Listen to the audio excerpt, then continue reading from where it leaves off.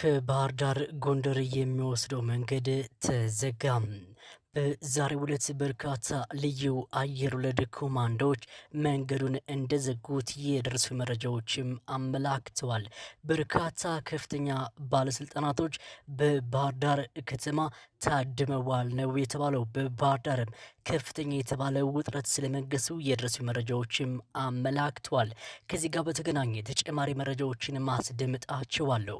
በትላንትናው ዕለት በሄሊኮፕተር ውስጥ ሆነው በፋኖ አርፒጂ መሳሪያ የተመቱት ባለስልጣናቶች በዛሬው ዕለትም በከፊል ስለመታየታቸው የደረሱ መረጃዎች አመላክተዋል። ነገር ግን በዛሬው ዕለትም ያልታዩ ባለስልጣናቶች ጭምር እንዳሉ መረጃዎችም ተሰምተዋል። ከዚህ ጋር በተገናኘ ተጨማሪ መረጃዎችንም የማስደምጣችሁ ይሆናል። በጎጃም በጎንደር ቦሎና በሸዋ ቀጠናዎችን የተደረጉ የአውደ ውጊያ መረጃዎችን በተጨማሪነትም የማስደምጣችሁ ይሆናል። ሰላምና ጤና ይስጥልኝ የተከበራችሁና የተወደዳችሁ የፋሲሎ ኤችዲ የዩቲዩብ ቻናል አድማጭ ተመልካቾቻችን፣ በመረጃ ሰዓቴ እነዚህንና ሌሎች መሰል አሁናዊ ሰበር ወቅታዊ መረጃዎችን ታደምጣላችሁ። አብራችሁ ቆየም። ከ4 ሰዓት ጀምሮ በባህር ዳር አባይ ድልድይ ሁለቱም በመዝጋት ምክንያት ከጎንደር ባህር ዳር ከወሎ ባህር ዳር የሚወጡ ተሽከርካሪዎች ወደ ባህር ዳር መግባት እንዳይችሉ እንዲሁም ደግሞ ከባህር ዳር ከተማ አባይ ማዶ የታክሲ እንቅስቃሴ መዘጋቱን የመረጃ ምንጮች ተናግረዋል። ምክንያቱ ደግሞ ትላንት ተመታ በወደቀችው ሄሊኮፕተር እንደሆነና የሞቱት ከፍተኛ አመራሮችን ለማምጣት ሚስጥራዊ ለማድረግ ጭምር እንደታሰበ መረጃዎችም ተሰምተዋል። በባህር ዳር ወደ አባይ ማዶ መንገድ በመዘጋቱ ምክንያትም በ1000 ሰዎች ወደ ቤታቸው መለሳቸው ጭምር ነው እየተነገረ የሚገኘው።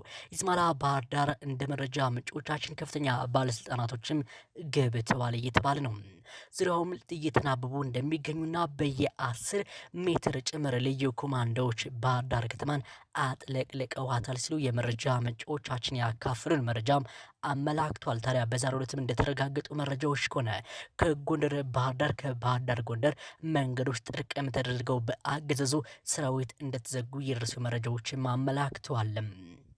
በትናንትናው ዕለትም የተመተዋል የተባሉት በተለይም ደግሞ በሄሊኮፕተር ውስጥ የነበሩት ተመስገን ጥሩነህ፣ አረጋ ከበደን ጨምሮ በዛሬው ዕለት በመዲናዋ በባህር ዳር ከተማ መታየታቸው በርካቶችን አስገርሟል። ነገር ግን ያልተገኙ ባለስልጣናቱ ጭምር እንዳሉ መረጃዎችን ተሰምተዋል። ከነዚህ መካከል አቶ ዳይቆን ክብረት ጭምር እንዳልተገኘ ነው የተነገረው።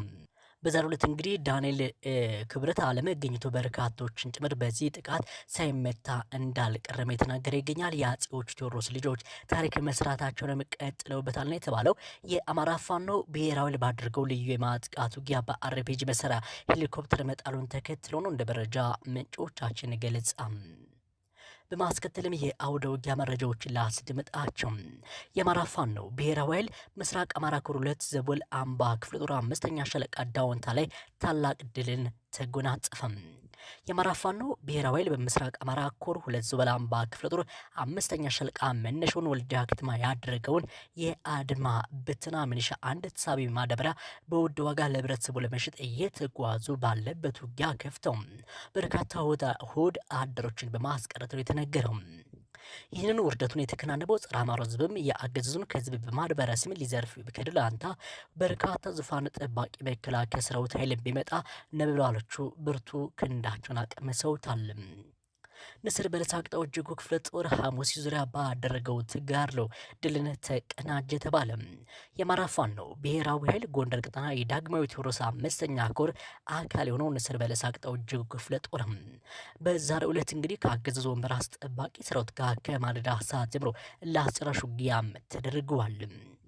ውጊያው የተካሄደም በምስራቅ በለሳ ወረዳ ቋላሞት ዙሪያ በምትገኝ ደገብ ጓል በተባለ ከምትጠራ የገጠር ቀበሌ ሲሆን በዚህ ውጊያ ጠላት ኃይል ሞትና ቁስለኛም ሆኗል እየተባለው ቁጥራቸውም ከ20 በላይ የሚሆኑ የመከላከያ አባላት በውጊያው ሲገደሉ በርካቶች ቆስለዋል።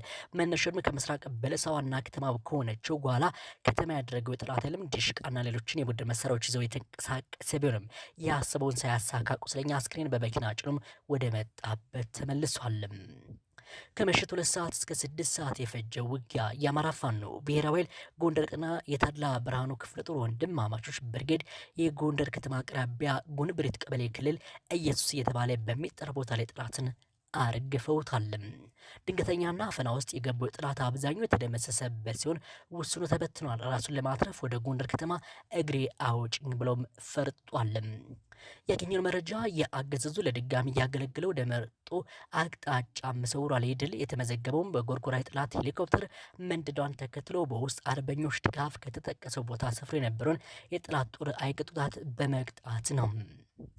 የአማራ ፋኖ ብሔራዊ ኃይል በጎጃም ቀጠና የሐዲስ ዓለማየሁ 7ኛ ክፍለ ጦር የአብርጃት ብርጌድ ለተከታታይ 3 ቀናት ውጊያን ማድረጉ ተነገረ። እንደ መረጃ ምንጮቻችን ገለጻ ነበልባሎች ወደ ቀጠናቸውን የመጣውን የብርሃኑ ጁላ ዘራፊ ቡድን አስክሬን አስታቅፈውታል። በትናንትናው ዕለት ቀን ሙሉ በዋለው ውጊያ ጠላት ኮሜ ዘሜ ቤተ ንጉስ ሴጎ ላይ ሲጨፈጨፍ ውሏል። የፋኖን ክንድ መቋቋም ያቃተው ዘራፊ ቡድን ወደኋላ በመመለስም ደጀን ላይ ተቀምጦ ቆይቷል። ዘራፊ ቡድኑ የማህበረሰቡን ሀብት ንብረት በመዝረፍ በማውደም ንጹሃንን በከባድ መሳሪያ በማቁሰል ቁጭቱንም ተወጧል የተባለው ስቦ ማስክዳን ተጠናክሮ ቀጥሏል። በዚህም ይህን ነገር እንደ መልካም አጋጣሚ መጠቀምም በርካቶቹ ፋኖዎችን ተቀላቅለዋል።